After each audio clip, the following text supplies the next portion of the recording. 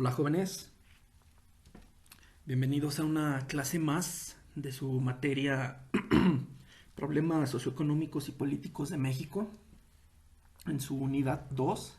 Este es el tema número 2, la regionalización de la pobreza en México. Con 52.4 millones de personas pobres en el 2018, México no tuvo un gran avance en el combate a la pobreza en los últimos 10 años. No obstante, los nuevos datos del Congreso Nacional de Evaluación de la Política de Desarrollo Social, o por sus siglas Coneval, permiten identificar dónde se concentra más este flagelo. Tengan en cuenta que estaremos analizando los datos del 2018 y algunas estadísticas que se pudieron rescatar del 2020. Si bien es cierto que la región sureste del país es la que padece más atraso, y ahorita veremos de qué estados específicamente, la entidad con mayor número de pobres es el Estado de México, con 7.5 millones de personas en esta condición. Después se encuentra Veracruz con poco más de 5 millones, Chiapas con 4.2 millones, Puebla con 3.7 millones y por último Oaxaca con 2.7 millones de habitantes en pobreza. No vamos a analizar los temas políticos por los cuales estos estados destacan. Recordemos que solamente identificaremos el estado económico en el que se encuentra México y nada más. En estas entidades la población en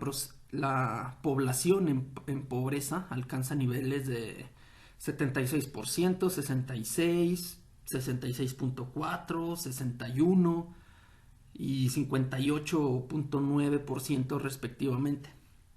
O sea que en todos estos es más de la mitad de los habitantes que se encuentran en pobreza. De 2008 al 2018, o sea, en 10 años, 15 entidades del país tuvieron una reducción significativa de la pobreza, en tanto que este problema creció de forma importante con un 31% en un solo estado, Veracruz. Es decir, que mientras en 15 estados se apoyó al sector pobre y lograron crecer un poco económicamente, pues no. Veracruz se inundó todavía más en la pobreza. La pobreza extrema está aún más focalizada en México, pues coinciden los estados con más personas en esta condición y las entidades con mayor porcentaje de población con este problema. Si lo vemos en número de habitantes, Chiapas es el estado con mayor número de pobreza extrema con 1.6 millones, Veracruz con 1.4 millones de personas, Guerrero con 971,000, Oaxaca con 951,000, más o menos están a la par. El Estado de México con 865,000 millones. Un estudio que realizó Forbes México nos arroja datos importantes, que en números relativos Chiapas es la entidad con más población en pobreza extrema, con 29.7%. Después de Chiapas se encuentra Guerrero con 26.8%, Oaxaca con 23.3%, Veracruz con 17.7% y Tabasco con un 12.3%. Ahora analicemos algo del 2020. La crisis económica, pues, como bien sabemos, desatada básicamente por la pandemia de COVID-19, en todo el mundo dejará a millones de personas en la pobreza extrema. Y pues México no va a ser más bien México va a ser el país con mayores tasas de crecimiento en este rubro de todos los países de América Latina en el 2020. O sea, de toda América Latina, México va a ser el más fregado. ¿Ok? De acuerdo con expectativas de la Comisión Económica para América Latina y del Caribe, o por sus siglas, CEPAL. La tasa de crecimiento de la población en pobreza extrema incrementará en 6.3% en México al cierre de este año, la mayor expectativa para los países de América Latina. El índice de las personas en esta situación pasará de 11% de la población a 17.4%, detalló el informe especial número 5 de COVID-19 de la CEPAL. En materia de pobreza, México es el tercer país en América Latina que reportará un mayor crecimiento, 7.6% para este año, por lo que el porcentaje pasaría de 41.9% de la población al 49.5% de todos los mexicanos. Argentina ocupa el primer lugar con repuntes de 10% y le sigue Perú con 9.3%. Y recuerden que México está planeado con un 7.6%. Con ello, el porcentaje de mexicanos en situación de pobreza y pobreza extrema pasará de 53%, que prácticamente es la mitad, al 66.9% del total de la población en 2020. Los gobiernos todos han ido tomando medidas muy importantes para paliar estos efectos en términos de ingreso a los más vulnerables. En el caso de México, se adelantan las pensiones a los adultos mayores para tratar de mitigar un poco el efecto.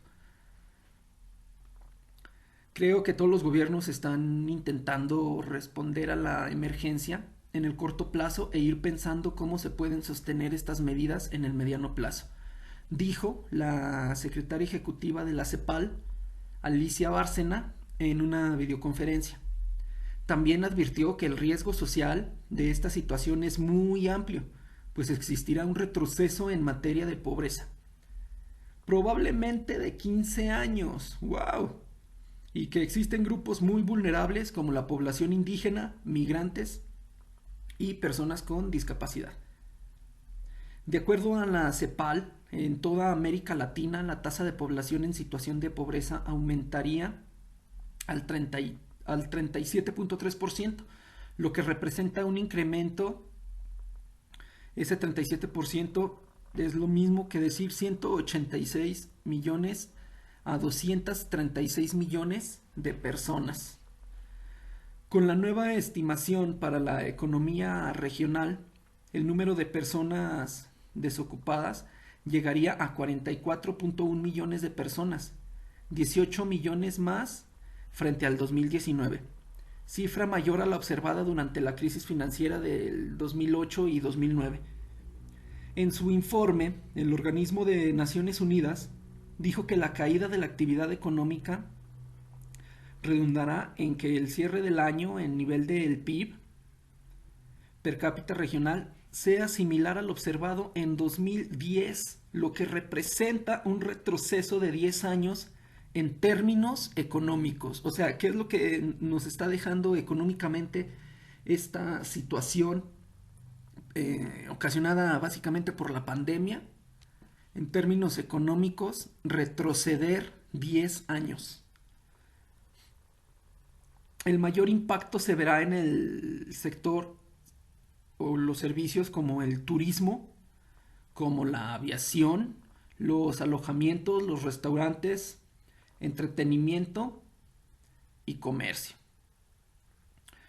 Con excepción de los supermercados, farmacias y otros servicios declarados como esenciales según el país, y fue lo que detalló el informe. Nos estamos viendo, señores, en la próxima clase. Espero tengan un poquito más de conciencia de lo que requiere el trabajar para poder reactivar la economía. El estar informados es importante para que no cualquier cosa que nos lleguen a decir, nos la lleguemos a creer.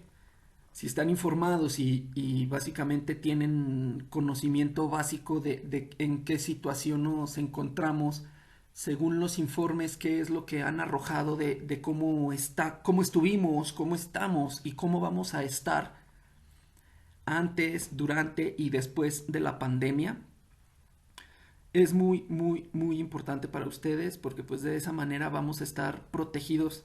Recuerden que el conocimiento es poder. Espero y haya quedado claro alguno de los términos de esta segunda, de este segundo tema, de la segunda unidad de la materia. Sin más por el momento, nos estamos viendo, señores. Adiós.